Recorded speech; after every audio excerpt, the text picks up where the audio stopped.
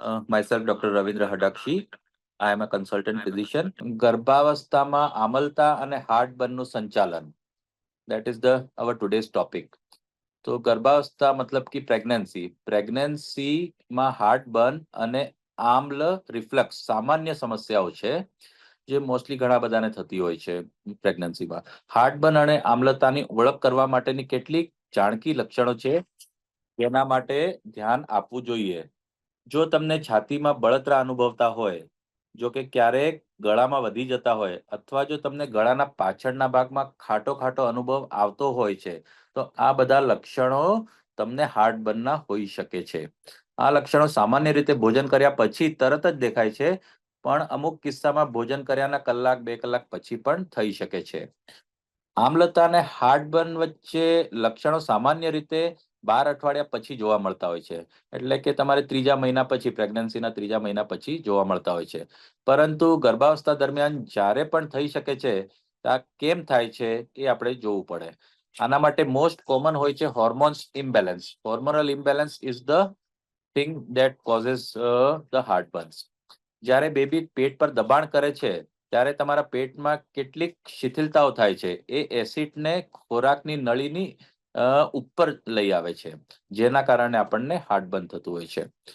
તમે આદમ રિફ્લક્સ તથા હાર્ટબર્નને ટાળવા માટે, ઓછા કરવા માટે કેટલીક બાબતો કરી શકો છો, જે છે કે તમે તમારા માથા અને ખભા કે તળી બાકીની ભાગ કરતા થોડા ઊંચા સ્તરે રાખીને સૂવાની કોશિશ કરી શકો છો.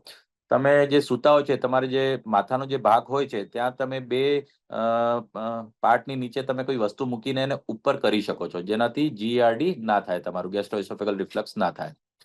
ખોરાક કર્યા પછી ઓછામાં ઓછા 2 કલાક સુધી સૂવાનું નથી, તમારે ચાલવાનું જ હોય છે, કાં થોડું ટહેલવાની કોશિશ કરવાની હોય છે. ડાબી બાજુને સૂવામાં વધારે મદદ થઈ શકે છે. તમે લેફ્ટ હેન્ડ સાઈડ પર સૂશો તો એનાથી જીઆરડી તમારું ઓછું થાય, હાર્ટબર્ન ઓછું થશે. દિવસ દરમિયાન તમે થોડું થોડું ભોજન કરવાનું, એક સાથે વધારે ભોજન કરવું ના જોઈએ. તમે તળેલું મસાલેદાર ખોરાક એ બધું નહીં ખાવાનું. કેફીનની વસ્તુ આપણે નહીં ખાવાની. સોડા કોઈ પણ પ્રકારનું ના પીવું જોઈએ. ધૂમ્રપાન નહીં કરવાનું. મદિરાનું સેવન નહીં કરવાનું. એ બાળક પર બી નુકસાન કરી શકે છે અને અમ્લપિત્તનો વધારો કરી શકે છે, હાર્ટબર્ન વધારી શકે છે. અમુક દવાઓ હોય છે, મેડિસિન્સ હોય છે, એ બી આપણે હાર્ટબર્ન્સને વધારી શકે. કોઈ બી તમે પેઇન કિલર લેતા હોય છો, એ તમારું રિફ્લક્સનું કારણ બની શકે છે. હવે આ સમસ્યાને ઉકેલવા માટે ઉપાય શું, રસ્તા શું? તો તમે એના માટે 1 કપ દહીં અથવા દૂધ પી શકો છો, અથવા થોડા ગરમ દૂધમાં એક મધ મિક્સ કરીને પી શકો છો. આ વિકલ્પોની આગળ અમુક દવાઓ હોય છે જેને એન્ટાસિડ કહીએ છીએ આપણે, એ પણ લઈ શકીએ છીએ. પણ ગર્ભાવસ્થામાં એન્ટાસિડ કઈ લેવી એ બી સાવચેતી રાખીને ડોક્ટરની સલાહ મુજબ જ લેવી જોઈએ તમારે.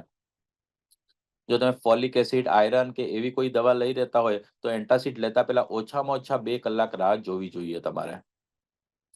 જો તમને ગળું કસવું કે કુદરતી ધ્વનિ અનુભવતું હોય, અથવા તમે ઘણીવાર ખાંસી છો, તમારા ગળાના બાજુઓ પર કોઈ સોજો છે, વજન વધારે આવતું હોય, તો તમે ડોક્ટરની સલાહ લેવી જોઈએ. કેટલાક ગંભીર લક્ષણોમાં છાતીનો દુખાવો કે રક્ત થવાનું બી સમાવેશ થતું હોય છે. તેથી હાર્ટબર્ન અને આર્મ રિફ્લક્સ ગર્ભાવસ્થામાં સામાન્ય સમસ્યાઓ છે. તે સંભાળવા માટે ઘણા રસ્તાઓ છે.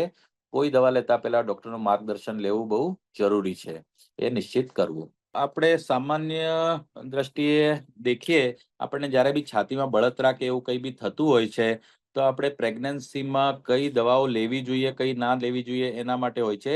જનરલી આપણે કોઈ બી એન્ટાસિડ એટલે કે જે પીવાની દવા હોય છે, એ વધારે સુરક્ષિત થતી હોય છે આપણે પ્રેગ્નન્સી હાર્ટબર્ન માટે. બીજી અમુક જે દવાઓ જે છે, પ્રોટોન પંપ ઇનિબિટર્સ છે, એ આપણે જનરલી ઘણીવાર ફર્સ્ટ ટ્રાઇમેસ્ટરમાં અવોઇડ કરતા હોઈએ છીએ. બરાબર છે. અને બીજું એ છે કે તમે તળેલું ખોરાક બહુ ના ખાવું જોઈએ, જેમાં મરચા હોય, તેલવાળું હોય, એ બધું ખોરાક ઓછું લેવું જોઈએ તમારે એનાથી. અને રેગ્યુલર એક્સરસાઇઝ કરતા હોય, એક્સરસાઇઝ કરવી જોઈએ. યોગા કરતા હોય જે લોકો, એ લોકોને યોગા કરવું જોઈએ. ફિઝિકલી બહુ બેઠાડું જીવન પ્રેગ્નન્સી વખતે ના રાખવું જોઈએ. આઈડિયલી થોડું થોડું મહેનત કે થોડું થોડું કામ કરતા રહેવું જોઈએ એ લોકોએ, પ્રેગ્નન્ટ લેડીઝે. અને જો વધારે હાર્ટબર્ન્સ થવા લાગે તો ideally they should consult a doctor. એ લોકોએ ડોક્ટરની સલાહ અવશ્ય લેવી જોઈએ.